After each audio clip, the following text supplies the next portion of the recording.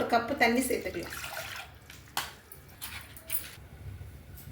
ஒரு பெரிய கட்டு புளிச்சக்கீரைங்க 2 வாட்டி தண்ணியில் அலசி வச்சுருக்கேன். இப்போ கொதிக்கிற தண்ணியில் புளிச்சக்கீரையை சேர்த்துடலாம்.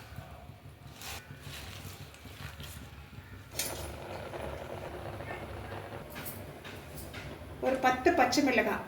ஏன்னா புளிச்சக்கீரை புளிக்குன்றனால பச்சை மிளகாய் கொஞ்சம் அதிகமாக இருந்தது நல்லாயிருக்கும். அந்த புளிப்புக்கு ஏற்றாலும் காரம் இருந்தால் நல்லாயிருக்கும். ஒரு 2 சின்ன சைஸ் தக்காளி.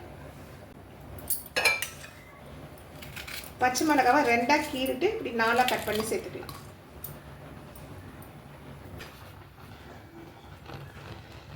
இப்போ கட் பண்ணி வச்சுருக்கிற பச்சை மிளகாவும் தக்காளியும் புளிச்சக்கீரையில் சேர்த்துடலாம்.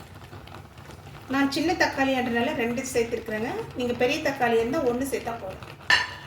இப்போ மீடியம் ஃப்ளேமில் புளிச்சக்கீரையை வேக வச்சுக்கலாம்.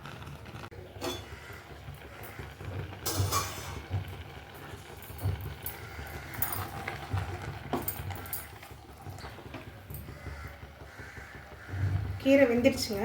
ஸ்டவ் ஆஃப் பண்ணிடலாம்.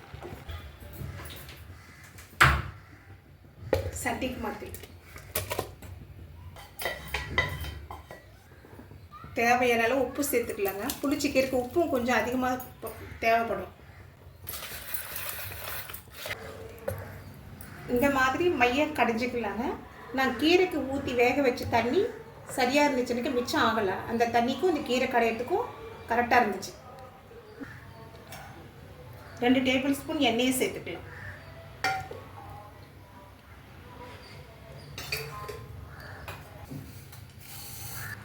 அரை ஸ்பூன் கடுகு.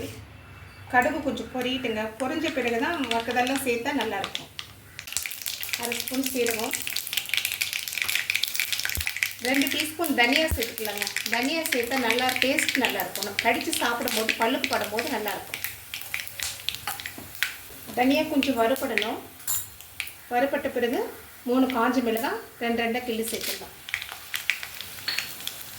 தனியா வறுபட்டுடுச்சு. கொஞ்சம் கருவேப்பிலை சேர்த்துக்கலாம். கொஞ்சம் பெருங்காயம் சேர்த்துடலாம். வெங்காயம் ஒரு பெரிய சைஸ் வெங்காயங்க. இந்த மாதிரி பெரிய துண்டுகளாக நறுக்கி சேர்த்துக்கலாம். சாப்பிடும்போது பச்சையாக கட் பண்ணி சேர்த்துக்கிட்டா நல்லாயிருக்கும். இல்லை நான் வதக்கிட்டு ஒரு 2 நாள் நிற்கிற போல் வதக்கிட்டு சேர்த்துக்கலாம். பக்குவத்தில் வெங்காயத்தை வதக்கிக்கலாங்க. இப்போ வதக்கிடுச்சு. ஸ்டவ் ஆஃப் பண்ணிடலாம். தாளிப்பு கடையில் சேர்த்துடலாங்க.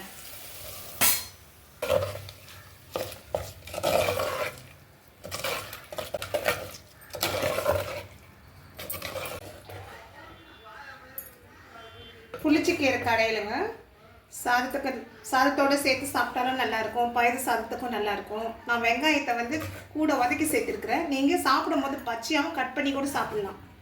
டேஸ்ட் நல்லா தான் இருக்கும்.